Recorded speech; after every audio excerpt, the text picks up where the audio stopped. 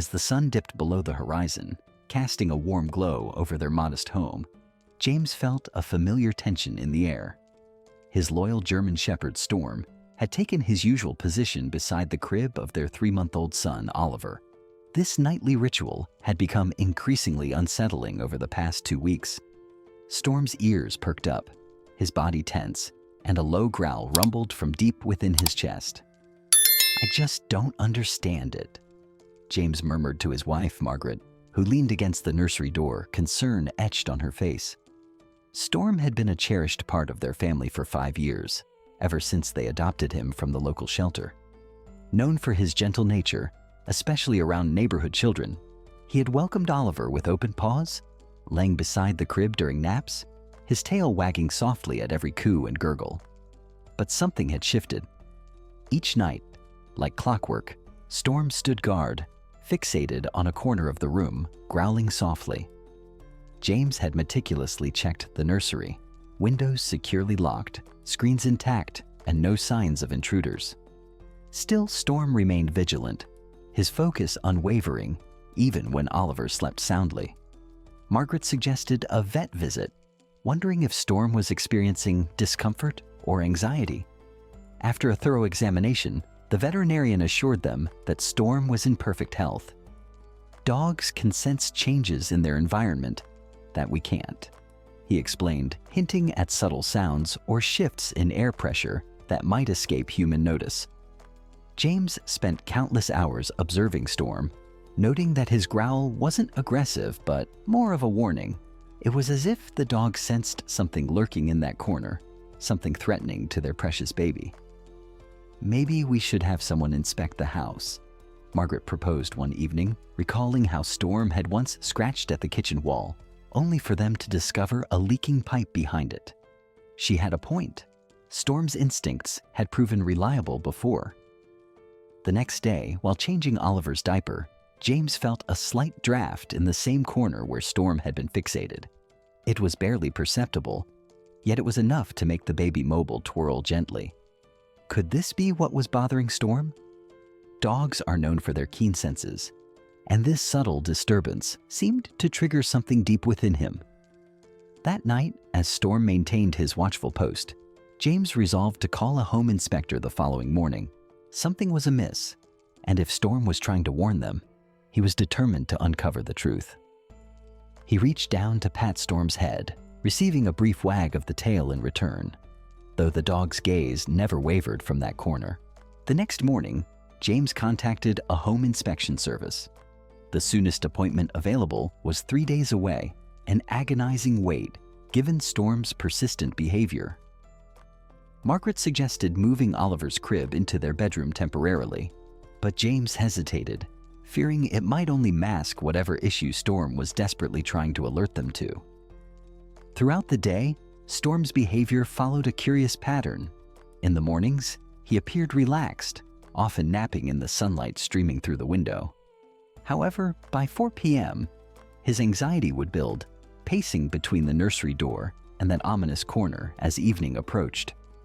While working from home, James noted the draft seemed stronger at certain times, particularly when the afternoon sun warmed the exterior wall. Being an older home, he wondered if there might be structural issues that became more pronounced with temperature changes. When Margaret returned from her teaching job, she shared insights from their elderly neighbor, who had noticed water stains on her wall during the last big storm. This revelation added weight to their growing concerns. That evening, as Storm took his customary position by the crib, James climbed a stepladder to inspect the corner more closely. Using a flashlight, he discovered hairline cracks in the ceiling paint, spreading like a web from that very spot. Pressing his hand against the wall, he felt a faint vibration, barely noticeable, yet definitely there. Oliver slept peacefully, unaware of the mystery unfolding around him. Margaret, poring over possible explanations on her tablet, voiced her worries. What if it's something serious? Why does Storm only react at night? They decided to take turns watching over the nursery, hoping to catch a glimpse of whatever was troubling their beloved dog. During James's watch around midnight, he noticed the draft had intensified, accompanied by a faint, rushing sound emanating from within the wall. Storm's ears twitched with each new noise, his growl maintaining that protective tone. As James walked the room's perimeter, cradling Oliver close, Storm positioned himself between them and the wall, a silent guardian. With gratitude swelling in his chest, James placed Oliver back into his crib. Storm's unwavering vigilance reassured him that they were not alone in facing this mystery. That night, as James finally went to bed, leaving Storm at his post, he sensed they were on the brink of uncovering something significant. The home inspector arrived promptly 3 days later. His sharp gaze immediately noted Storm's tense posture in the nursery. "Dogs often pick up on things our tools might miss," he remarked, setting to work. James explained Storm's behavior while Margaret held Oliver close. The inspector began with basic measurements, checking the walls and floors. When he reached the corner that concerned Storm, his levels showed a slight tilt. "Interesting," he mused, running a moisture meter along the wall. The device's reading jumped significantly near the area Storm had been watching. "There's definitely elevated moisture here," he confirmed, pointing to a barely visible dark line along the baseboards. Throughout the inspection, Storm remained close, his eyes fixed on the corner. When the inspector tapped the wall, a low whine escaped the dog's throat, different from his usual growl, more urgent, as if he were saying, "Finally, someone else sees it too." The inspector continued meticulously, revealing increasingly troubling findings. He identified significant water damage on the exterior brick, attributing it to a failing gutter. Instead of draining away, water has been infiltrating the wall cavity, compromising the structure, he explained. "The vibrations you've noticed are likely from water moving through weakened materials," he added, emphasizing the urgency of repairs. James felt a mix of relief and concern wash over him as the inspector detailed the implications of the damage. That evening, as they awaited contractor estimates, Storm maintained his vigilant position by the crib, though his demeanor had softened. James and Margaret decided to move Oliver's crib to their room temporarily, following the inspector's advice. As the contractor began work the following week, the extent of the damage became clear. Upon opening the wall, they discovered that the wooden support beam had rotted significantly, and portions of the cavity were filled with mold. The contractor explained that the vibrations Storm had sensed were likely caused by the compromised beam shifting under the house's weight. This beam could have given way without warning, the contractor warned, shaking his head in disbelief.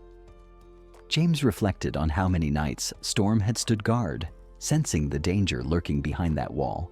Margaret took time off from teaching to oversee the repairs, and she noticed a change in Storm's behavior as the work progressed.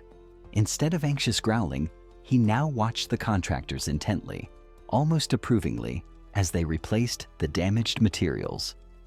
The workers grew fond of their four-legged supervisor, marveling at how he perked up whenever they approached the troublesome corner. The local veterinarian, who had initially examined Storm, stopped by to check on him. "Dogs can detect subtle vibrations and sounds at frequencies far beyond human hearing," she explained. Storm wasn't just sensing water or creaking wood. He was picking up on the overall instability of the structure itself. As the repairs neared completion, James and Margaret learned that several other homes in their neighborhood faced similar issues. Their next-door neighbor had her house inspected after hearing about their experience and discovered water damage beginning in her walls. One evening, as James watched the sunset through the plastic sheeting covering the nursery wall, he noticed Storm lying calmly on his bed, observing the workers clean up for the day.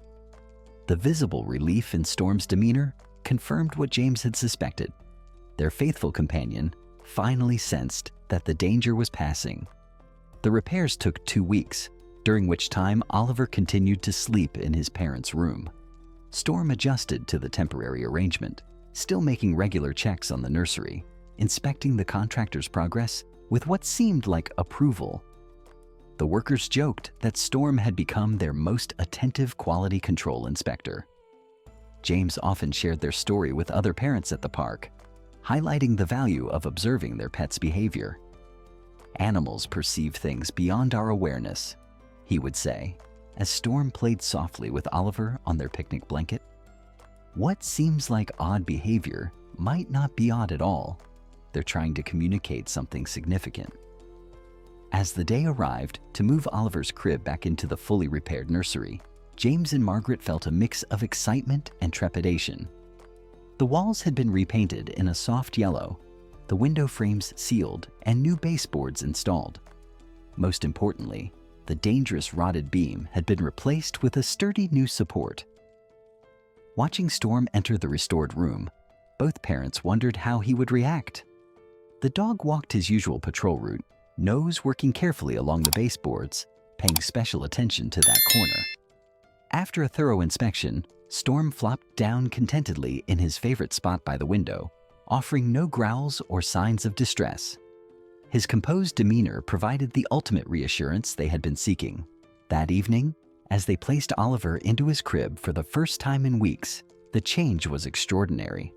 The room felt solid and secure, with no hint of the draft that had once stirred the baby mobile.